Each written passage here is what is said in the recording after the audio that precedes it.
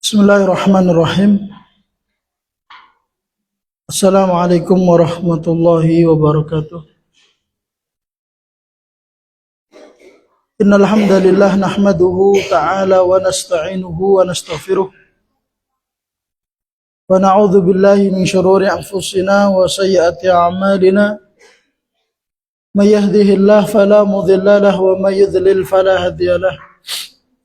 Asyhadu an la ilaha illallah wahdahu la syarikalah wa asyhadu anna Muhammadan abduhu wa rasuluh. La nabiyya ba'dah. Ya ayyuhalladzina amanu taqullaha haqqa tuqatih wa la tamutunna illa wa antum muslimun.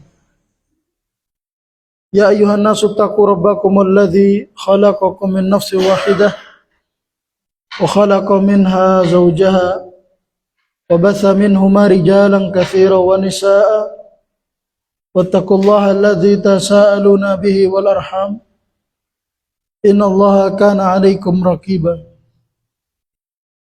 Ya ayyuhalladzina amanu taqullaha wa qulu qawlan sadida yuslih lakum a'malakum wa yaghfir lakum dhunubakum wa may yuti'illaha wa rasulahu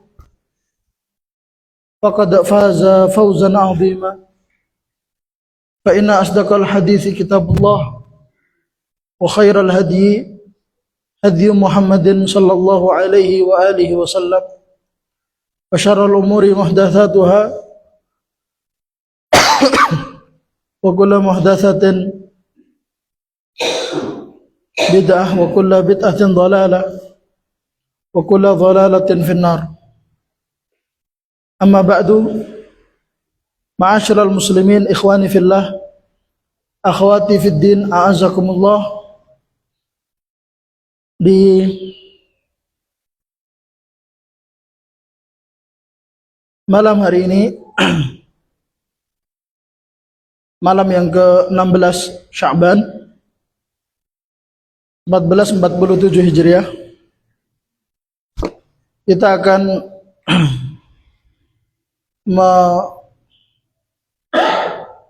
melanjutkan belajar fikih puasa dari nadhaman Alfiyah Az-Zubat atau yang dikenal dengan Zubat Ibn Ruslan atau juga yang dikenal dengan Safwatu Az-Zubat dalam fikih mazhab Syafi'i. Di pertemuan sebelumnya kita sudah sampai pada bait 484. Sekarang kita masuk bait 485. Betul? Hah? 485.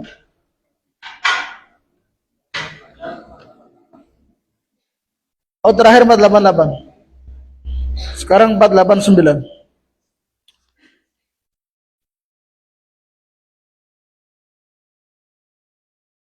Taib. Kemarin kita baca di bait 487, 488. Wa wajibun bil mauti duna shaumi ba'da tamakkunin likulli yaumi. Mudu ta'amin ghalibin fil quti wa jawizil fitra li khawfi mauti. Wajib orang yang meninggal dalam keadaan meninggalkan hutang puasa ba'da tamakkunin, setelah dia tamakkun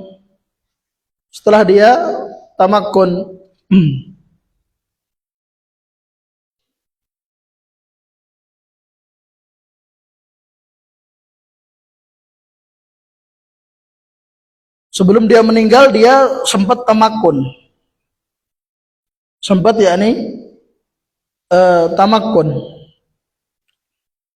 tamakkun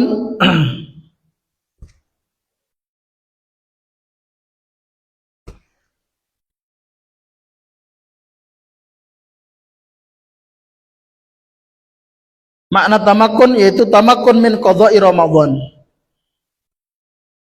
Ya, dia memiliki masa waktu memungkinkan bisa untuk menunaikan hutang puasa Ramadan. Ternyata tidak hanya puasa Ramadan saja. Dijelaskan di syarahnya au saumil kafarah awin nadhr. Atau puasa kafarah dan puasa nadhar, karena tiga ini wajib: puasa Ramadan, kafarah, nadhar. Walam yasum fi ya tarakatihi, ya, dan dia tidak berpuasa padahal mampu untuk melakukan puasa. Nah, kalau dia meninggal, maka hutang puasanya ini wajib ditunaikan oleh ahli waris. Sebagaimana hadis yang kita baca kemarin, ya, hadis sahih riwayat Bukhari dari Aisyah radhiyallahu anha, man mata wa alaihi siyam shoma anhu waliyuhu. Barang siapa yang meninggal dalam keadaan memiliki hutang puasa, maka wajib ditunaikan oleh ahli warisnya, kerabatnya. Dan ini tidak hanya puasa Ramadan saja, karena di dalam Sahih Muslim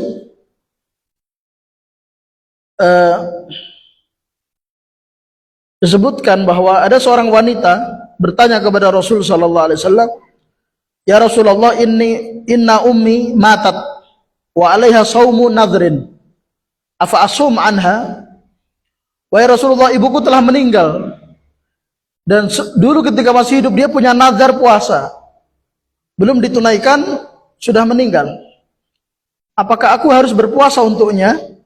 Itu puasa yang dia nazarkan.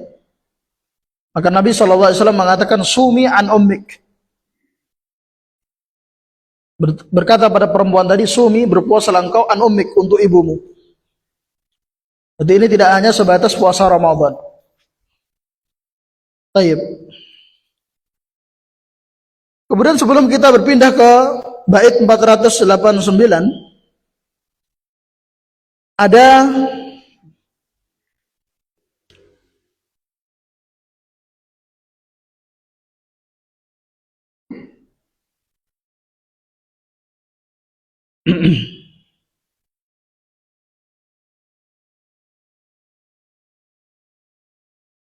faedah disebutkan oleh Syekh Ahmad bin Hijazi Al-Fashani, ulama abad ke-9 Hijriah, dalam syarahnya terhadap Alfiyah Az-Zubad yang berjudul Mawahibus Samad.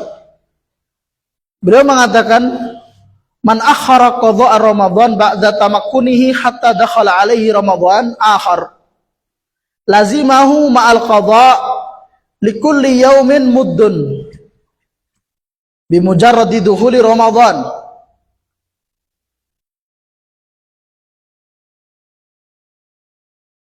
Barang siapa yang menunda qadha puasa Ramadan, jadi dia punya hutang puasa Ramadan, itu dia tunda, Syawal tidak segera, Safar tidak segera, Rabiul Awal tidak segera, jadi dia tunda-tunda, nantilah Jumadil Ula, nantilah Jumadil Akhirah, nantilah Rajab.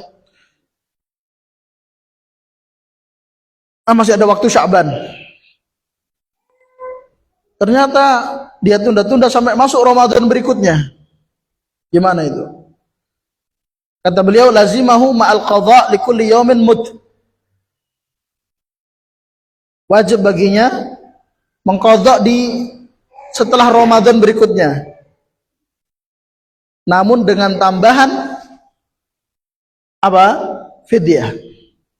Di puasa plus fidyah. Ini penting ya. Belum lama, mungkin beberapa pekan yang lalu ada seorang ikhwan tanya. Jadi dia istrinya ini punya hutang puasa, biasalah. Ya, punya hutang puasa wanita. Apalagi jika usianya masih 20-an ya, punya hutang puasa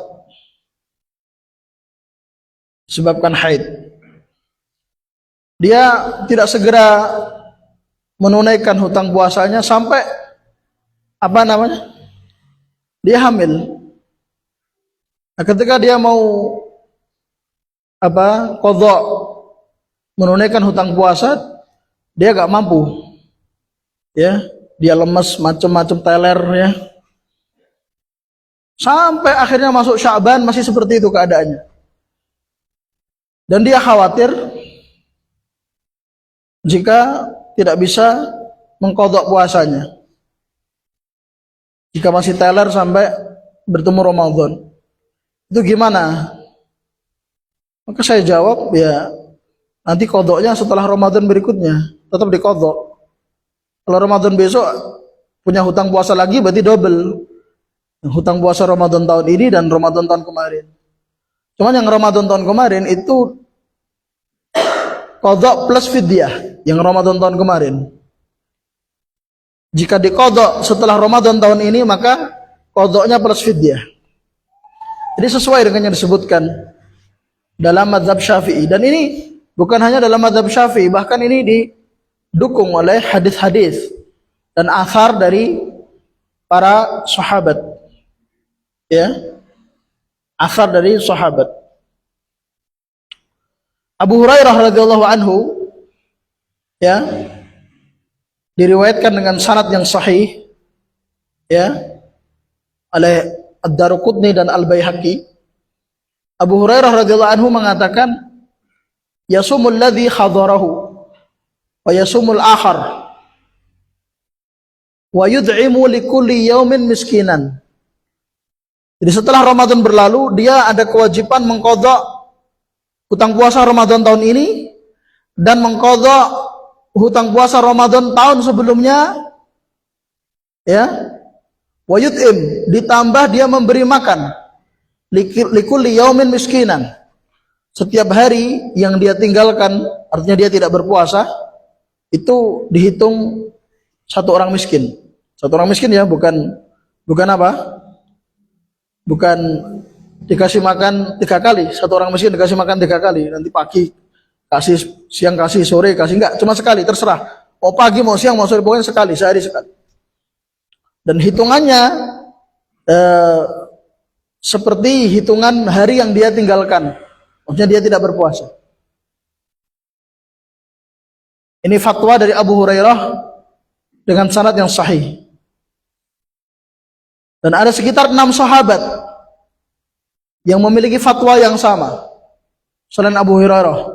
Ada Ali bin Abi Thalib radhiyallahu anhu, ada Jabir bin Abdullah radhiyallahu anhu, ada Abdullah bin Abbas radhiyallahu anhuma, ada Abdullah bin Umar radhiyallahu anhuma, ada juga Al-Husain bin Ali, ya, ada Al-Husain bin Ali bin Abi Thalib, cucu Nabi sallallahu alaihi wasallam, juga beliau menyatakan hal serupa. Jadi qadha plus fidyah. Dan ini sering muncul pertanyaan, gimana orang ya belum sempat, atau dia sudah qadha cuman kurang 1 hari sudah ya, hasil sidang isbatnya besok puasa. Ya kalau hilal belum terlihat, besok belum puasa berikutnya, ya dia masih ada kesempatan 1 hari. Itu 1 hari yang tersisa ini dia qadha setelah selesai Ramadan tahun ini. Nah, dia qadha plus fidyah.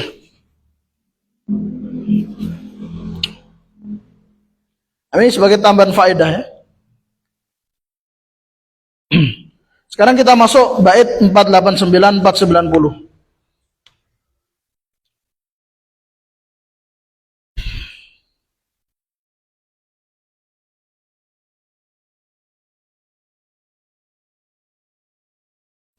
Sekarang uzur yang dengannya orang boleh tidak berpuasa.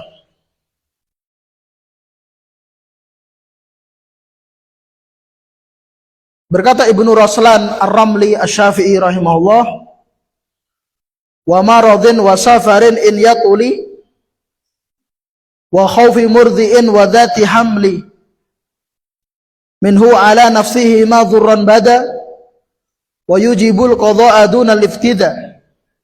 Nah, wa maradin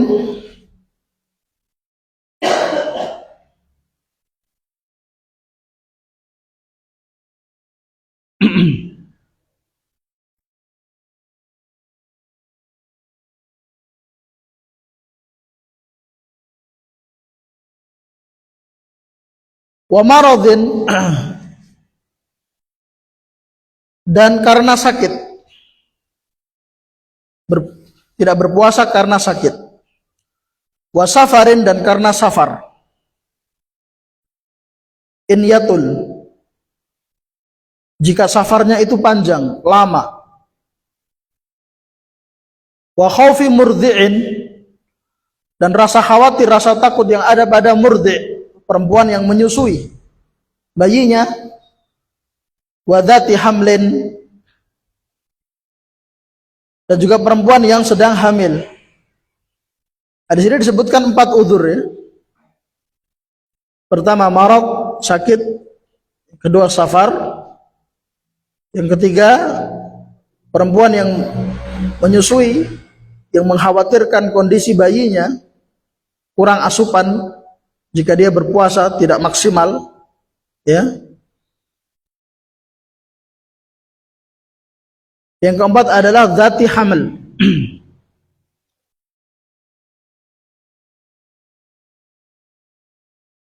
Wa minhu ala nafsihi madhurran bada wa yujibul qadha'a duna liftida. Darinya jika dibarengi dengan khawatir akan dirinya sendiri, ini khusus untuk perempuan yang menyusui dan perempuan hamil. Jadi dia nggak puasa karena 2. Pertama, mengkhawatirkan bayinya, bayi yang disusui atau bayi yang dikandung. Yang kedua, mengkhawatirkan dirinya. Ya. Maka jika terkumpul 2 ini, yujibul qadha, wajib mengqadha puasa, ya, mengganti puasa di hari lain di luar Ramadan, dunal iftida tanpa disertai fidyah. Jadi qadha saja tanpa fidyah. Nah,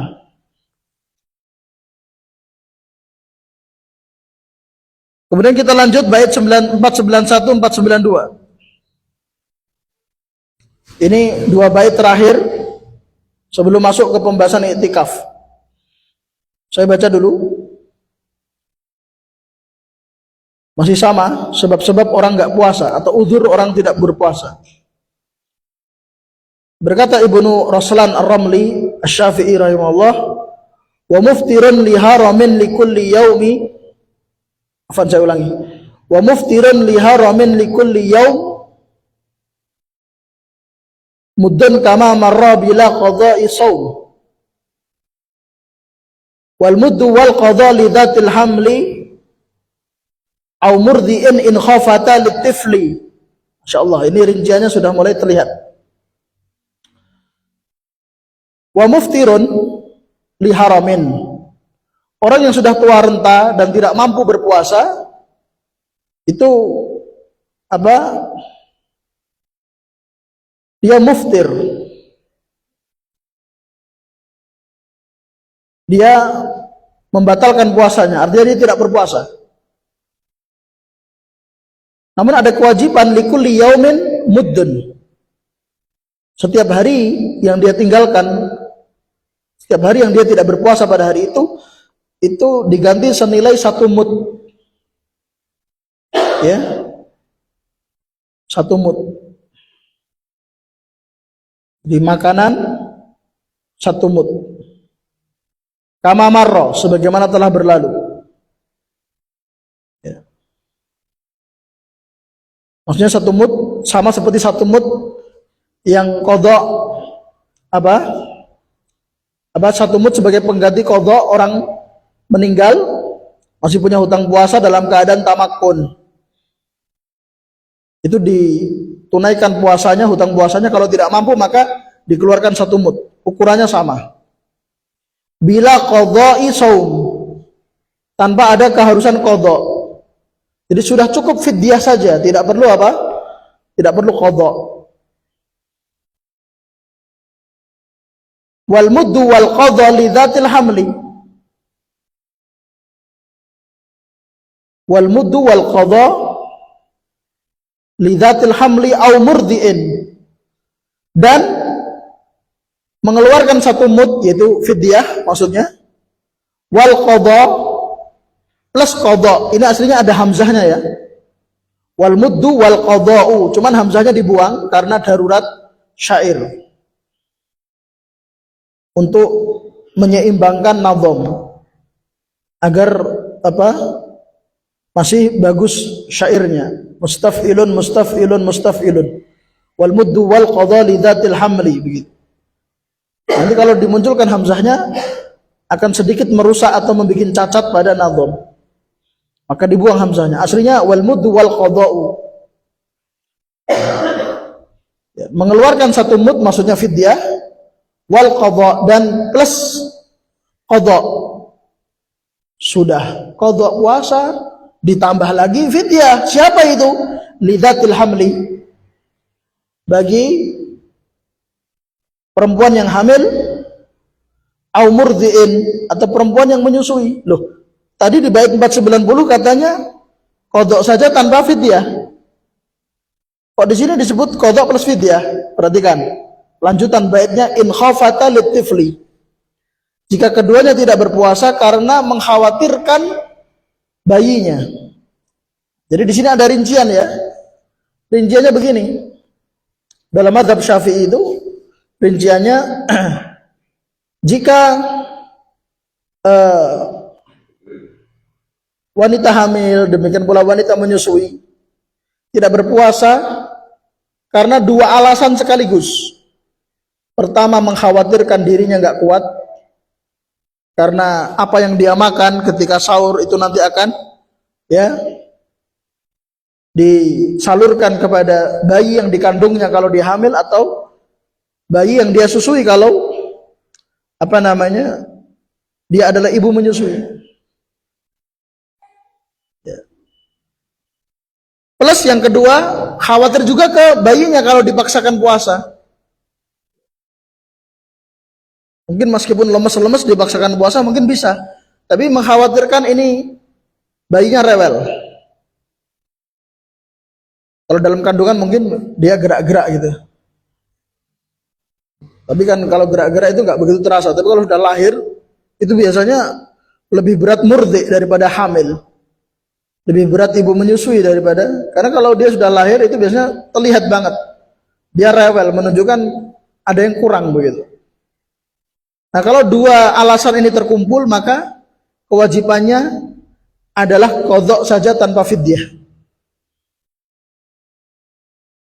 Tapi kalau alasannya cuma satu, jadi dia berpuasa kuat gitu kan, nggak lemes, nggak juga, jadi dia biasa aja menyusui atau dia hamil biasa saja, lemes enggak. Kalau lemes ya lemes, seandainya lemes ya seperti umumnya, ketika nggak hamil, ketika nggak menyusui juga lemes-lemes gitu aja, umum.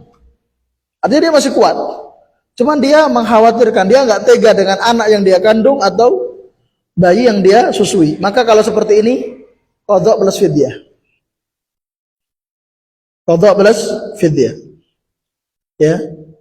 Jadi dua rincian dalam mazhab Syafi'i. Tapi kita akan bahas satu persatu dari apa yang disebutkan oleh Ibnu Raslan rahimahullah taala.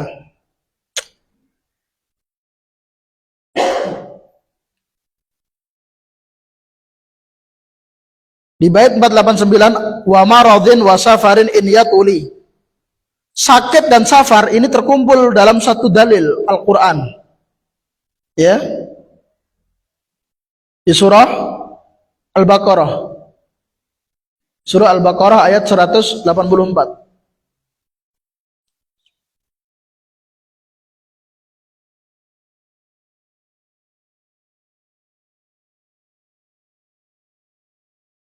Allah berfirman, "Faman kana maridhan aw ala safar fa iddatun min ayyamin ukhar." Barang siapa yang di bulan Ramadan dia sakit au ala safar, atau melakukan perjalanan jauh safar, maka dia tidak berpuasa dan dia mengganti, ya, sesuai hitungan dia tidak berpuasa di ayamin ukhar, diganti di hari lain, maksudnya di luar Ramadan. Dalam ayat ini Allah menyebutkan dua udzur. Faman kana maridon sakit, au ala safarin, atau dia dalam keadaan safar. Nah, kemudian untuk safar ini beliau mengatakan in yatul. Safarnya adalah safar yang panjang, maksudnya adalah safar qasar. Safar yang dengannya dia boleh mengqasar sholat. Itu yang dimaksud.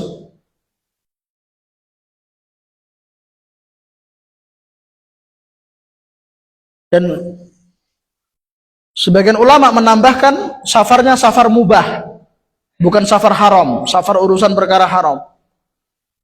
Ya. Safarnya minimalnya perkara mubah. Kalau perkara wajib, perkara sunnah, ya lebih-lebih lagi boleh.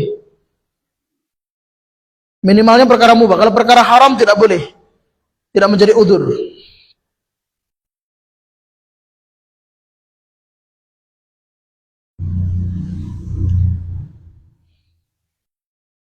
Jadi dia adalah udzur, boleh tidak berpuasa. Cuman kalau dia berpuasa gimana?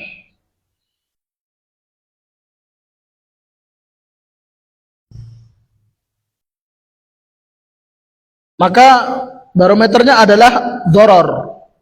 Membahayakan nggak kira-kira? Kalau membahayakan, lebih baik tidak berpuasa dan dia ganti di waktu lain. Kalau tidak membahayakan, maka puasa lebih utama. Puasa lebih utama. Dan ini juga berlaku untuk yang sakit. Berlaku untuk yang sakit. Safar maupun sakit.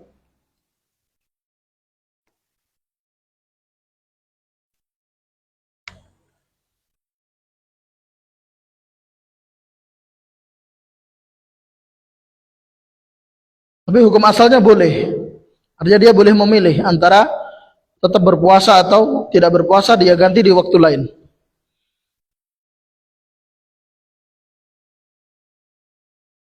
Dan disebutkan dalam Sahih Bukhari dan Sahih Muslim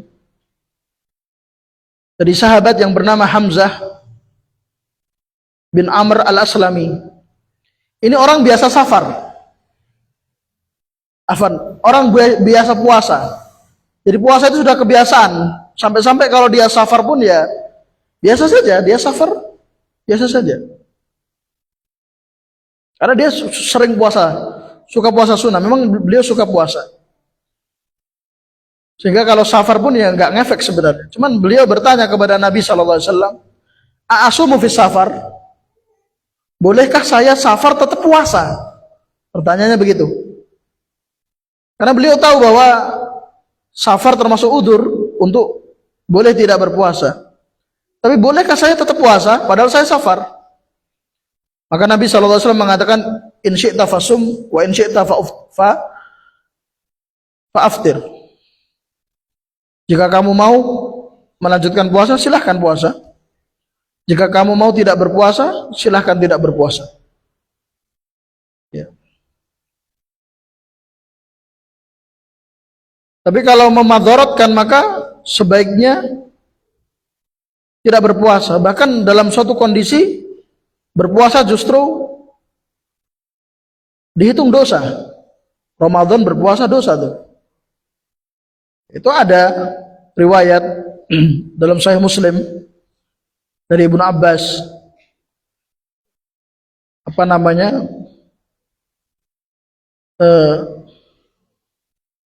Ada seorang ditutupi, dikerumunin manusia biar tidak kemanasan. Jadi dia mendapat teduhan dari berkumpulnya manusia. Jadi manusia berkumpul di sekelilingnya biar dia gak kepanasan. Dia dalam keadaan sudah sangat lemas. Jadi dia safar tetap berpuasa. Sampai gak kuat, sampai dia tergeletak begitu. Lalu manusia berkumpul menutupinya.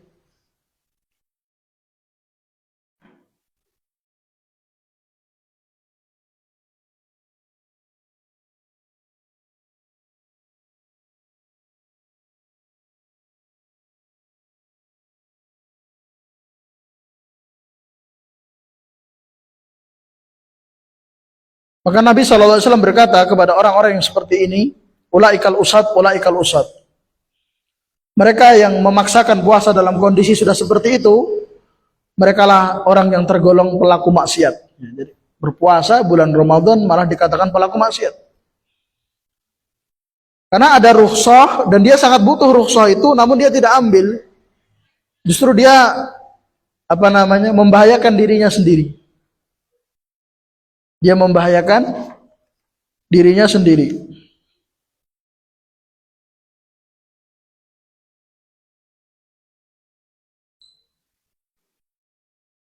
Maka dalam Al-Quran surat An-Nisa ayat 29 Allah berfirman, wala taqtulu anfusakum.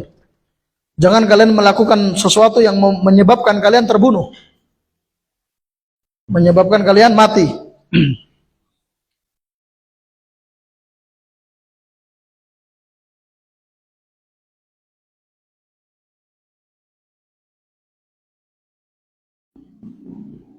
Dan sudah dalam keadaan lemas, bersafar, keadaan gak kuat dipaksakan. Itu Nabi SAW mengatakan, laisa minal bir as-shaum fis safar. Bukan termasuk amal soleh, ya, bukan termasuk amal kebaikan, amal ibadah, amal soleh, memaksakan puasa dalam keadaan safar.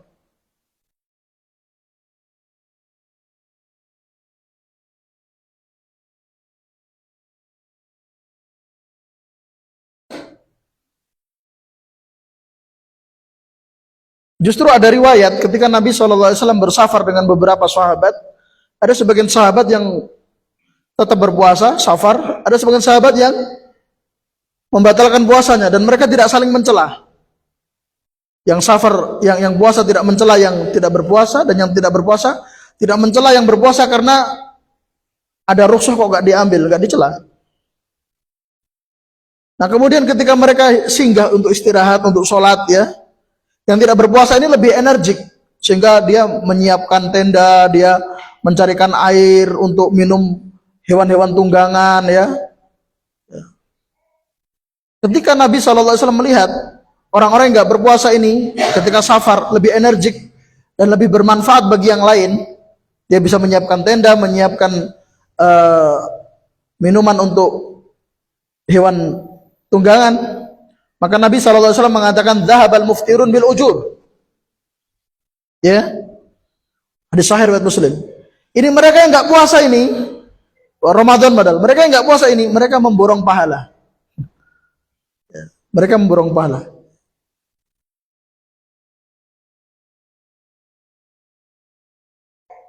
Karena dia memanfaatkan rukhsah, keringanan yang itu diberikan oleh Allah, itu berpahala. Dan kemudian dengan mengambil rukhsah itu dia bisa melayani yang berpuasa, itu juga pahala. Jadi pahalanya double. Sementara yang berpuasa pahalanya cuma pahala puasa. Maka Nabi SAW mengatakan, dhahabal muftirun bil ujur. Hadisnya sahih riwayat Muslim.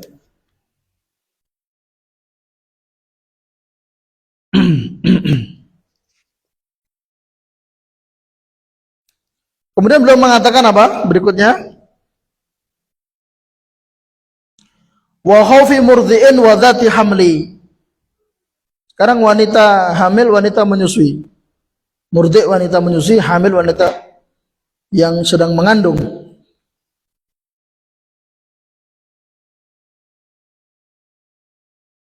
Di dalam hadis yang diriwayatkan oleh Imam Ahmad,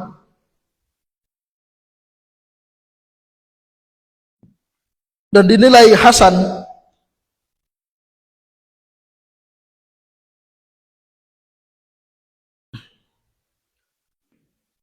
Nabi SAW mengatakan, innallaha azza wa jalla wada'a 'anil musafir syatras salah.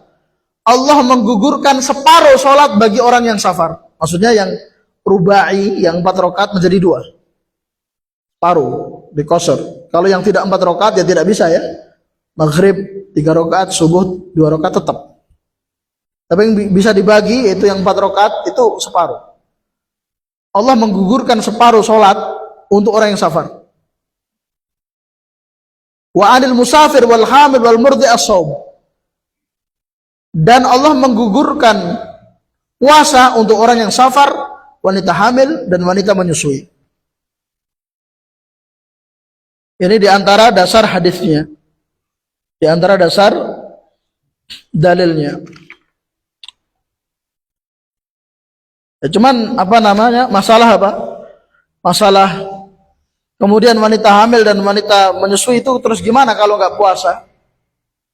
Kalau orang sakit kan dia mengqadha, ya puasa di waktu lain di luar Ramadan. Orang safar juga demikian. Tapi kalau wanita hamil, wanita menyusui gimana? Dalam mazhab Syafi'i seperti yang disebutkan, ada rincian.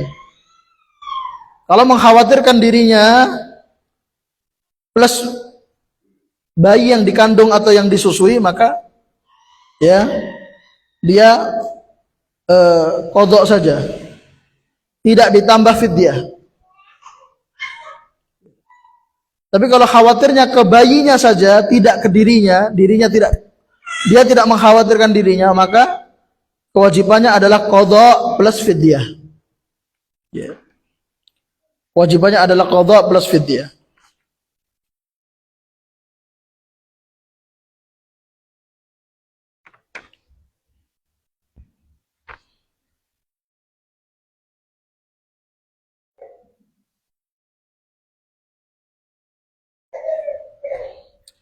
Ada banyak pendapat ya masalah ini sebenarnya. Ada yang berpendapat juga apa namanya puasa saja tanpa ada rincian, nggak perlu fidyah. Ada juga yang berpendapat fidyah saja tanpa rincian, pokoknya fidyah saja, nggak perlu qadha. Ada juga yang berpendapat kalau hamil qadha, kalau menyusui fidyah. Tapi karena kita fokusnya dalam mazhab Syafi'i, maka dalam mazhab Syafi'i seperti ini ya. Dalam mazhab Syafi'i seperti ini. Namun perlu saya ingatkan bahwa ada pernyataan dari dua sahabat yang mulia, Ibnu Abbas dan Ibnu Umar radhiyallahu anhuma, yang dihukumi marfu. Artinya ini bukan ucapan Nabi, ini ucapan dua orang sahabat. Namun dia dihukumi marfu. Dihukumi marfu itu senilai dengan ucapan Nabi, karena mereka gak mungkin bicara tentang seperti itu kecuali pernah mendengar dari Nabi ya. Seperti berbicara masalah perkara gaib, berbicara masalah pahala, bicara masalah surga neraka, itu ucapan sahabat yang dihukumi marfu.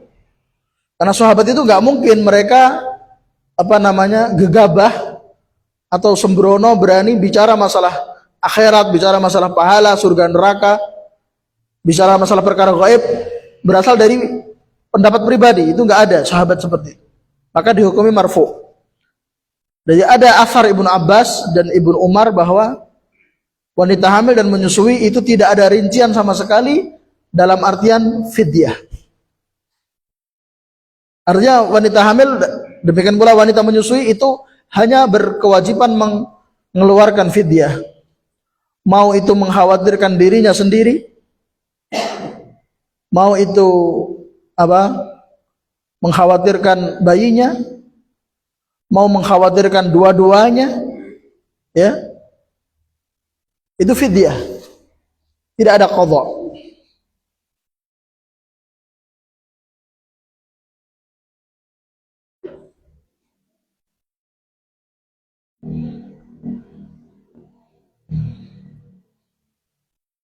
Mereka berkata wal khubla wal murdi. Wanita hamil dan wanita menyusui in khafata, jika keduanya takut, mengkhawatirkan, mau mengkhawatirkan dirinya, mau mengkhawatirkan anaknya, sama saja.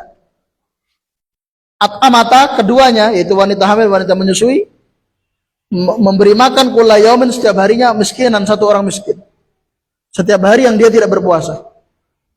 Kalau dia tidak berpuasa sepekan, sebulan, ya, kalau sebulan 30, ya 30 orang miskin. Kalau 29 orang miskin. Iya. Ini diriwayatkan oleh Al-Baihaqi, dinilai sahih oleh Syekh Al-Albani dalam Irwaul Ghalil. Dan ini mazhab ahli hadis. Ini mazhab dari para ulama ahli hadis.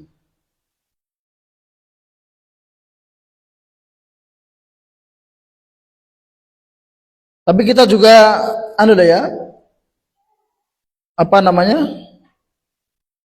harus mengetahui bahwa yang merinci seperti yang disebutkan dalam mazhab Syafi'i ini juga apa tidak jauh. Artinya tidak bisa dikatakan ini jauh dari benar. Bahkan kita tahu Syekh Abdurrahman bin Nasir As-Sa'di menguatkan pendapat ini. Dan seingat saya Ustaz Abu Qatadah dan Ustaz Firanda juga menguatkan pendapat ini. Yaitu qadha plus fidyah.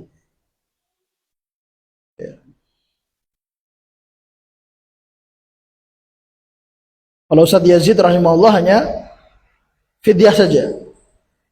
Sebagaimana keumuman mazhab fikih ahli hadis. Wallahu a'lam. Kemudian bait 491, wa muftirun li haramin li kulli yaum kama marra bila qadha'i shaum. Nah, kalau yang orang yang tua renta itu ada dua. Ada yang masih mampu berpuasa, ada yang tidak mampu berpuasa. Kalau mampu berpuasa ya tetap puasa. Kalau sudah tidak mampu berpuasa ya, maka dia hanya apa? Hanya fidyah bila qadha ya, bila qadha, tanpa qadha. Sekarang bagaimana orang tua yang pikun? Tahun kemarin kita baca Mudzakkirah fi Ahkam Syiyam yang ditulis oleh salah satu murid Syekh Muqbil, yaitu Syekh Muhammad bin Abdul Wahhab Al-Wusabi Al-Yamani rahimahullah, bahwa wanita yang pikun tidak ada kewajiban qadha, tidak ada kewajiban fidyah. Jadi gugur. Karena di antara syarat wajib puasa adalah al-aql. Sementara akalnya kadang hilang, kadang datang, kadang pergi. Tapi kalau dia akalnya masih bagus, cuman secara fisik dia gak mendukung untuk puasa, maka dia tidak berpuasa, tidak ada kewajiban qadha, dan kewajibannya, keharusannya hanyalah fidyah saja. Dan dihukumi sama dengan al-haram adalah orang yang sakit menaun, orang sakit yang tidak diketahui kapan sembuhnya, tidak bisa dipastikan.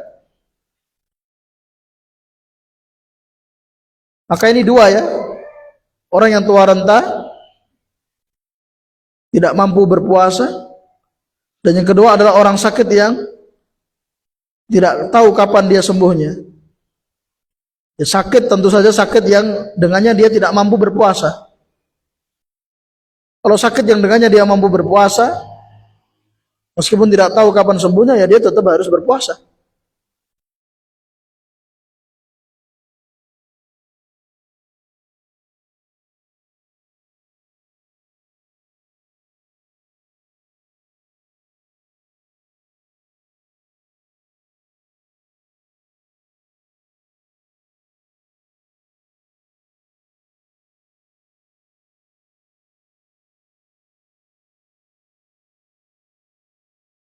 Nah,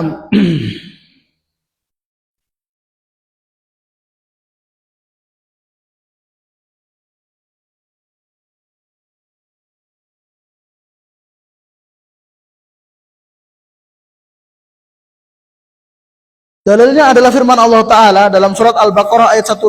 Faman syahida minkum syahra falyasum. Barang siapa di antara kalian yang telah melihat hilal, yaitu hilal Ramadan, maka hendaknya dia berpuasa.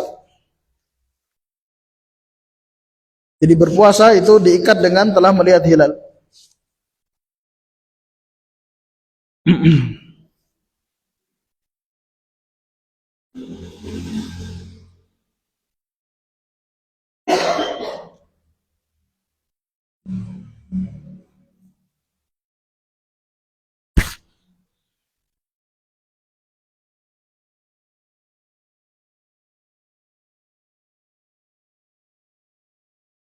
Nah, kita tahu bahwasanya sejarah tarikh tasyri' ya istilahnya, sejarah disyariatkan secara bertahap kan.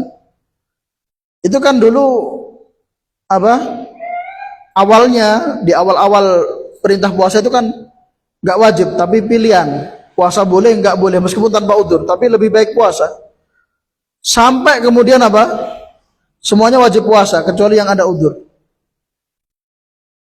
Nah, kemudian kan di ayatnya wa 'alal ladzina yutiqunahu fidyah. Wa miskin, orang yang mampu berpuasa namun tidak berpuasa. Ini di awal-awal ya. Di awal-awal turunnya syariat puasa Ramadan. Orang yang mampu berpuasa ya, nggak ada udzur tapi kok nggak puasa, maka boleh, tapi mengeluarkan fidyah, memberi makan orang miskin, memberi makan orang miskin. Apa kata Ibnu Abbas radhiyallahu anhu bahwa ayat ini telah dihapus hukumnya kecuali pada orang yang tua renta.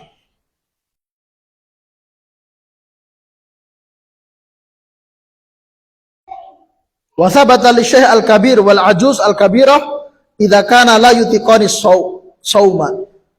Dan tetap berlaku hukumnya ya bagi lelaki yang tua renta, perempuan yang tua renta dan tidak mampu berpuasa. Iya. Jadi itu dalilnya ya. Adapun yang apa namanya orang yang sakit menaun itu dalilnya kias. Dikiaskan kemana? Dikiaskan ke orang yang tua renta tadi. Karena ada kesamaan apa? Kesamaan sama-sama nggak jelas. Kalau orang tua kan ya sudah nggak jelas kan? Ya, semakin hari semakin menua. Sekarang aja nggak kuat, apalagi besok. Sama dengan orang sakit juga begitu. Sekarang aja nggak kuat karena sakit, dan besok juga belum tentu sembuh. Dokter juga nggak bisa memastikan ini bisa jadi menaun. Akhirnya gugurlah keharusan mengqadha. Selesai.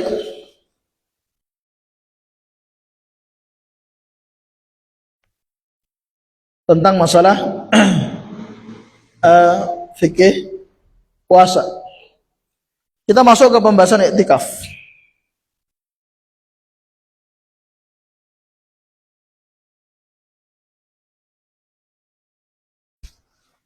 Babul iktikaf.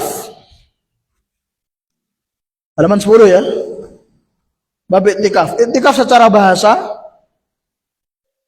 artinya lubsun wa hubsun wal mulazamah ala syai'. Secara bahasa iktikaf artinya menetap, menahan diri dan menyertai sesuatu. Apakah itu baik atau buruk? Karena yang namanya secara bahasa itu lebih luas cakupannya. Adapun secara syariat,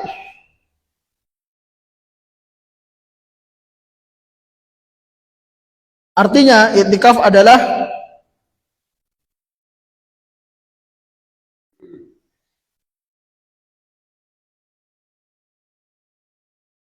menetapnya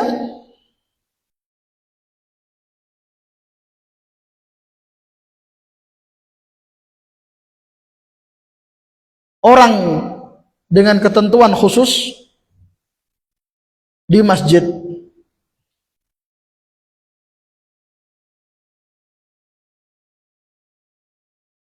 Disertai niat. Ini niat penting ya. Saya ulangi lagi, definisi secara syariat.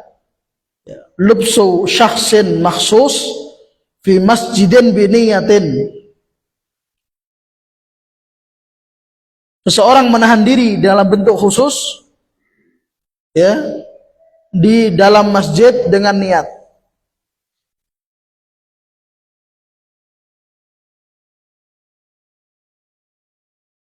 Dengan niat.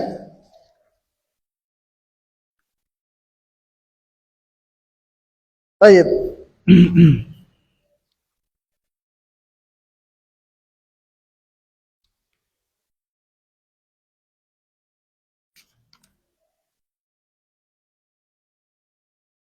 Perlu diketahui, kalau kita mencari pembahasan tentang iktikaf, terus kita buka kitab fikih di mazhab apapun, mau mazhab Syafi'i, mau mazhab Hambali, Ya, bahkan mau di kitab-kitab hadis itu kalau mau nyari, cari di kitab Siam, hadis-hadis seputar puasa.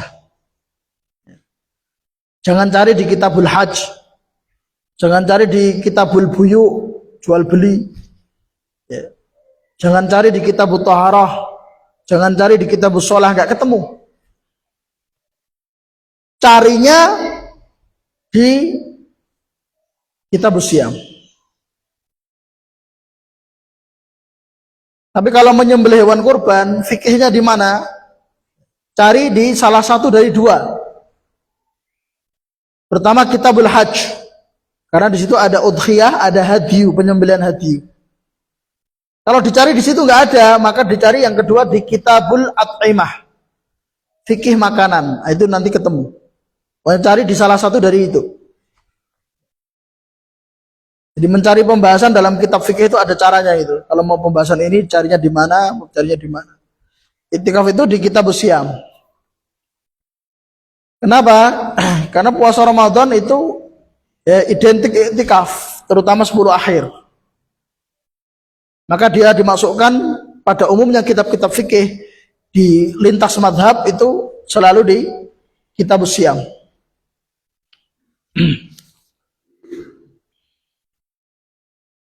Dasar iktikaf seperti firman Allah Ta'ala dalam Al-Quran, ya, kalau kita bicara dalil Quran, surat Al-Baqarah ayat 187. Wala tubashiruhunna wa antum akifuna fil masajid. Jangan kalian menggauli istri-istri kalian dalam keadaan kalian iktikaf di masjid. Iktikaf di masjid, ini akifun.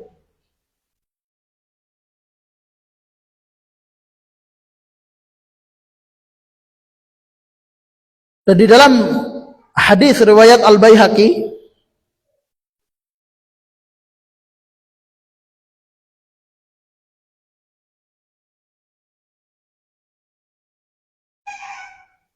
dari sahabat Hudzaifah ibnul Yaman secara marfu' disebutkan bahwa la i'tikafa illa fil masajidits salasah.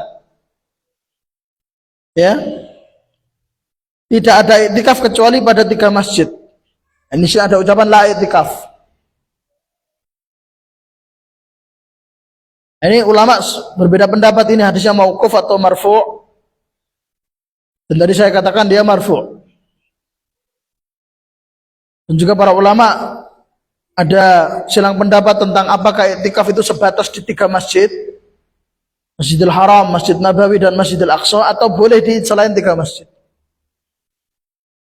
Nah, sebagian ulama yang mengambil zahir hadis ini selain 3 masjid ini, maka tidak diselenggarakan i'tikaf. Dan ini yang dikuatkan juga oleh sebagian guru-guru kita seperti Ustadz Abu Yahya Badrus Salam, Ustadz Badrus Salam. Tapi banyak dari ulama dan juga banyak dari guru-guru kita menguatkan tidak hanya sebatas 3 masjid.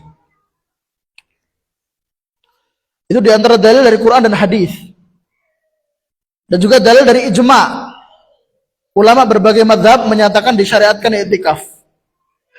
Artinya i'tikaf itu termasuk syariat. Bahkan di dalam kitab Syarah Az-Zubat yang saya bawa ini, Ghayatul Bayan, Syarah Zubat Ibn Raslan, ada penjelasan begini. Wahya minasyara'i al-qadimah. Wahya minasyara'i al-qadimah. Ternyata i'tikaf itu termasuk syariat kuno. Maksudnya i'tikaf ini tidak hanya disyariatkan untuk umat Rasulullah sallallahu alaihi wasallam, tapi i'tikaf ini juga disyariatkan pada umat nabi-nabi dan rasul sebelumnya. Jadi i'tikaf ini bukan kekhususan umat ini, tapi ada juga pada umat-umat sebelumnya.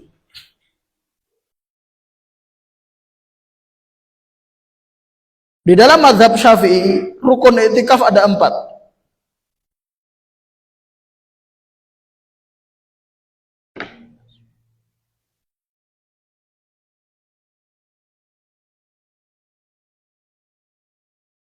Pertama, lubsun,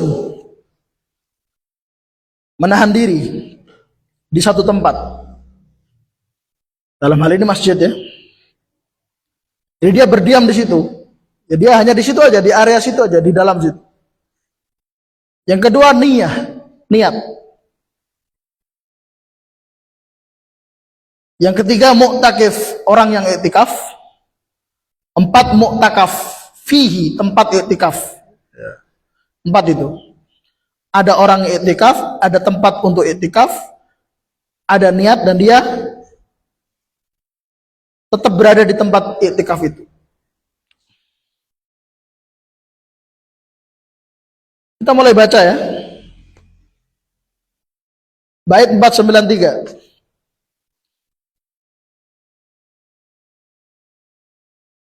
Berkata Ibnu Raslan Ar-Ramli Asy-Syafi'i rahimahullah, sunnah wa inna ma yasikhu innawa bil masjidil muslimu ba'da anthawa laulah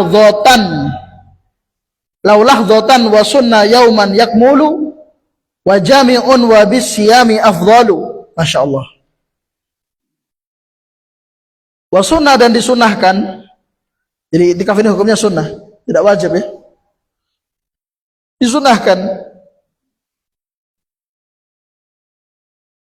Dan iktikaf di 10 akhir Ramadan sunnahnya naik level. Sunnah muakkad. Sunnah yang sangat dianjurkan karena Nabi SAW tidak pernah meninggalkan iktikaf di 10 akhir Ramadan. Baik. Adapun selain 10 akhir, bahkan selain Ramadan itu disunahkan. Hukumnya kembali ke hukum asal, sunnah.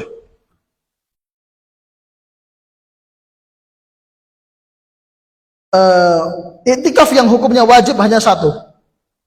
Iktikaf yang hukumnya wajib hanya satu, iktikaf nadar. Kalau ada orang nadar iktikaf maka menjadi wajib. Ada orang misalnya punya keinginan ini itu, dia nadar. Kalau saya begini, saya mau iktikaf 5 hari di masjid fulan. Terus keinginannya tercapai, udah wajib dia iktikaf. Kalau dia nggak iktikaf, dia ada kafarah nadar yang sama dengan kafarah sumpah. Selain iktikaf nadar maka hukumnya sunnah biasa. Jadi ada sunnah ghairu muakkadah, ada sunnah muakkadah, dan ada wajib. Yang wajib cuma satu, nadar. Yang sunnah muakkadah iktikaf 10 akhir Ramadan. Selainnya sunnah. Ya.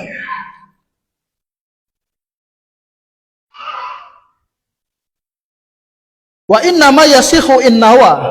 Perhatikan. Hanyalah sah iktikaf itu innawa jika diniatkan. Lihat kan, diniatkan ya. Bil masjidi, di masjid. Ya. Al muslim, oleh seorang muslim. Ba'da anthawa. Ba'da anthawa. Naam.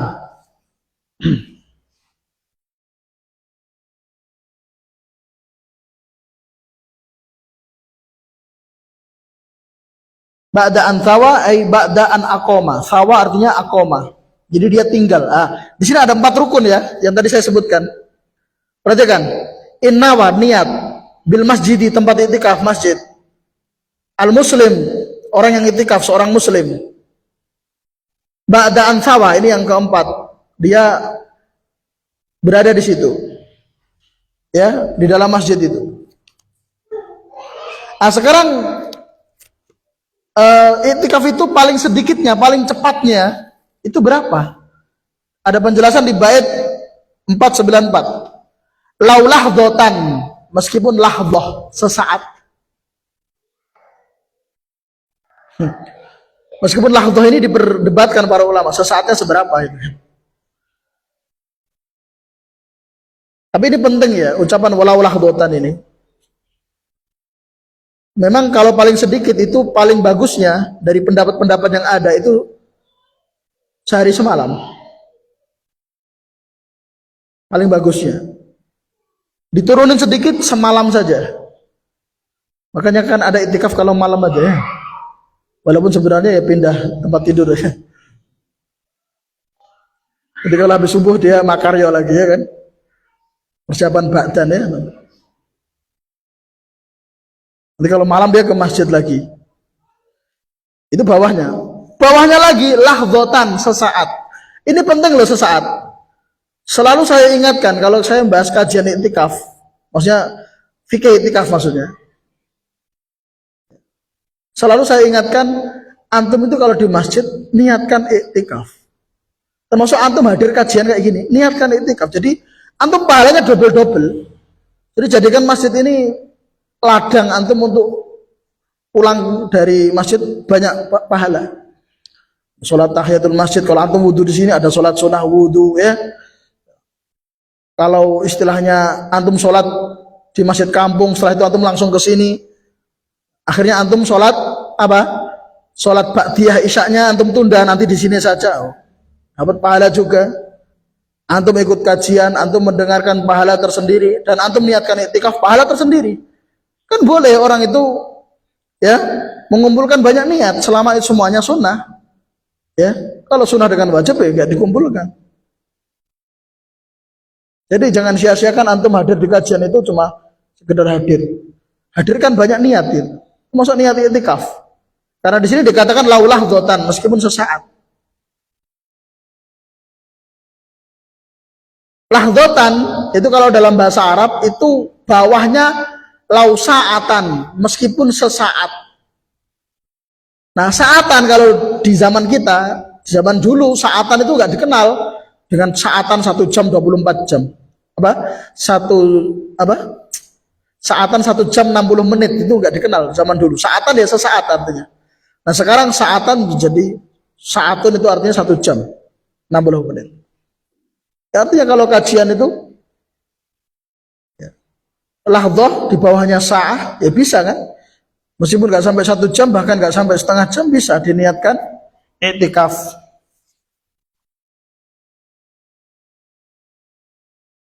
Tayyib, ini penting ya tentang niat ini. Kemudian wasunna yauman yakmulu. Nah, yang paling bagusnya ini wasunna dan disunahkan yauman, 1 hari yakmulu sempurna. Sempurna berarti bersama malamnya. Tadi yang saya katakan tadi, sehari semalam 24 jam itu yang paling bagusnya. Paling bagusnya untuk ukuran minimal. Ya paling minimal ya lahdoh sesaat. Tapi minimal itu ada level-levelnya ternyata ya. Paling sedikitnya iktikaf itu ada levelnya, ada level paling bawah lahdoh. Level paling sempurna dari yang paling sedikit adalah yauman yakmulu. 1 hari sempurna, yakni 1 hari 1 malam. Terus disunahkan wajami'un di masjid jami'. Disunahkan di masjid jami'. Artinya kalau di masjid yang bukan jami', masjid jami' itu maksudnya masjid yang apa? Yang diselenggarakan padanya Jumatan. Ya. Kalau di daerah kita nggak jami' pun Jumatan ya, nggak jami'. Kalau nuruti jami' nanti ya iktikafnya bareng Mas Wahid nanti di jami' wedi ya.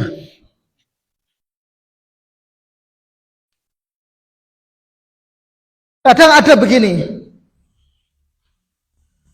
ada salah satu masjid milik ma'had ngadain iktikaf, santri nggak ada pada pulang, ngandalin orang dari luar ternyata yang daftar iktikaf 10, 12. Nah ini otomatis kalau apa? Kalau ketemu hari Jumat gimana?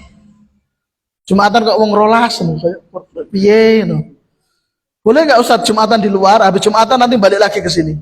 Kan dia keluar, jawabannya boleh. Tapi kalau dia nggak keluar, artinya dia sholatnya di masjid yang jami' itu lebih utama. Dia nggak usah keluar-keluar lagi.